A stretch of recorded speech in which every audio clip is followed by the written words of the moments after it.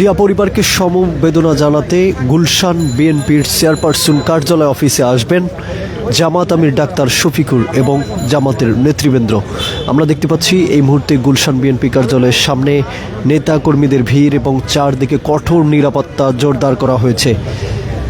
এখানে নেতাকর্মীরা শোকার্ত অবস্থায় তাদের অনুভূতি প্রকাশ করছেন এবং আগামীতে তারা এই শোককে শক্তিতে রূপান্তর করবে এমনটা পরিকল্পনায় তারা আমাদেরকে বলছেন। এবং এখানে যেহেতু জামাত আমির আসবেন, ইতিমধ্যেই তারা ঘোষণা দিয়েছেন মিডিয়া সেল থেকে সন্ধ্যা 7টায় এই বিএনপির চেয়ারপারসন কার্যালয়ে আসা কথা রয়েছে। ইতিমধ্যে আমরা দেখেছি দলটির মহাসচিব, বিএনপির মহাসচিব মির্জা ফখরুল ইসলাম আলমগীর তিনি প্রবেশ করেছেন। দলটির ভারপ্রাপ্ত চেয়ারম্যান তারেক রহমান তিনি 4:30 এই কার্যালয়ে প্রবেশ করেছেন। তিনি এখনও ভেতরে অবস্থান করছেন।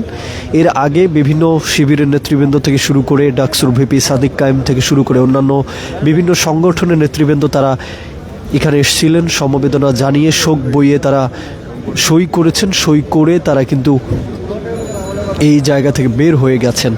আজকে আরও বেশ কিছু গুরুত্বপূর্ণ ব্যক্তি যারা রয়েছেন রাষ্ট্রীয় বিভিন্ন পর্যায়ে এবং বিভিন্ন দলের শীর্ষ নেতৃবৃন্দ তারা আসার কথা রয়েছে এই বিএনপি চেয়ারপারসন কার্যালয় গুলশানে। এবং ইতোমধ্যে তারেক রহমান যেহেতু ভেতরে রয়েছেন, গণমাধ্যম কর্মীদের অপেক্ষা আমরা দেখতে পাচ্ছি, তারা এখানে অপেক্ষা করছেন। শীর্ষ নেতৃবৃন্দ যারা ভেতরে রয়েছেন তারা আসলেই কিন্তু গণমাধ্যম কর্মীদের সামনে তারা ব্রিফিং করছেন। সেই ব্রিফিং অনুযায়ী আসলে প্রত্যেকটি দলের শীর্ষ নেতারা একটাই বলছেন যে তারা একদম আসলে শোক প্রকাশ করছেন। একই সাথে তারা শোকার্ত অনুভূতি জানাচ্ছেন। বেগম জিয়াকে হারিয়ে পুরো রাষ্ট্রীয়ভাবে রাজনৈতিক অঙ্গনে যে একটা ঘাটতি পড়ে গেছে সেই কথা তারা জানাচ্ছেন।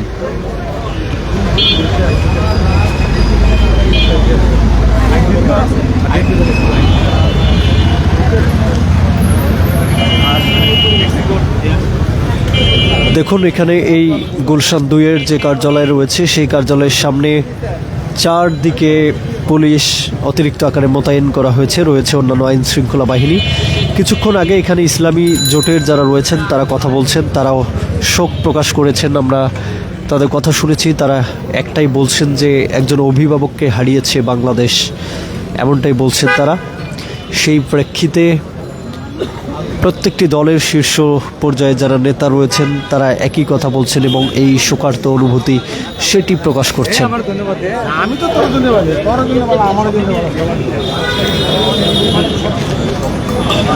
দেখুন অতিরিক্ত আকারে পুলিশ মোতায়েন করা হয়েছে। তারা এই কার্যালয়ের চারদিকে ঘিরে রয়েছে এবং যাতে কোনো বিশৃঙ্খলার সৃষ্টি না হয়। আজকে দ্বিতীয় দিনের মতো রাষ্ট্রীয় শোক পালন হচ্ছে। অন্তর্বর্তী সরকার 3 দিনের রাষ্ট্রীয় শোক ঘোষণা করেছেন। মূলত বুধবার থেকে এটি শুরু হয়েছে। আগামীকাল শুক্রবার পর্যন্ত এই শোক চলমান থাকবে। আগামীকাল শুক্রবার এটি শেষ হবে।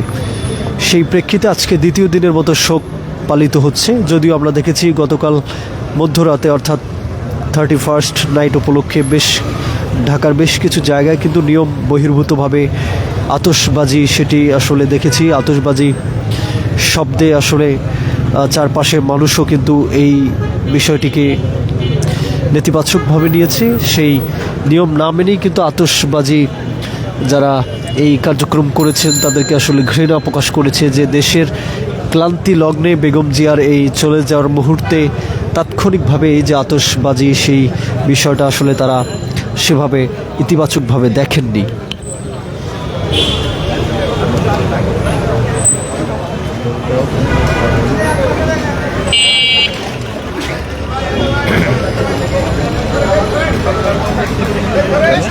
আমরা দেখছি বিএনপির যারা শীর্ষ পর্যায়ের নেতারা রয়েছেন তারা এই জায়গাটায় আসছেন।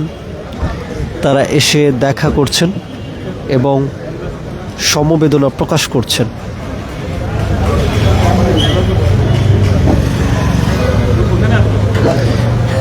রাজনৈতিক নেতৃবৃন্দ ব্যতীতও কিন্তু এখানে সাধারণ মানুষের আমরা দেখতে পাচ্ছি চলাচল এবং শোক প্রকাশ করছেন তারা।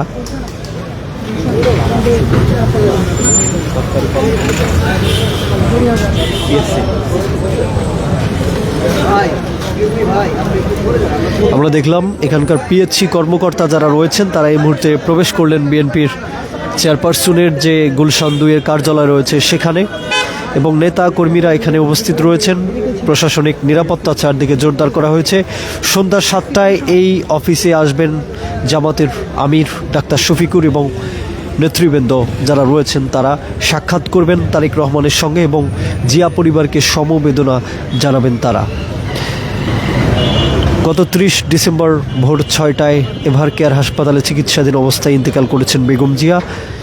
তারপরেই আমরা দেখেছি যে সংসদ ভবনের দক্ষিণ প্লাজায় 31 ডিসেম্বর গতকাল জানাজা অনুষ্ঠিত হয়েছে দুপুর 2টায়, যেখানে লাখো লাখো মানুষের ঢল।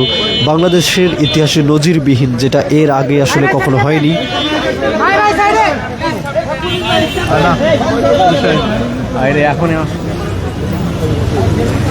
আমরা দেখছি পুলিশের আইজিপি তিনি এই বিএনপি চেয়ারপারসন অফিস ত্যাগ করছেন।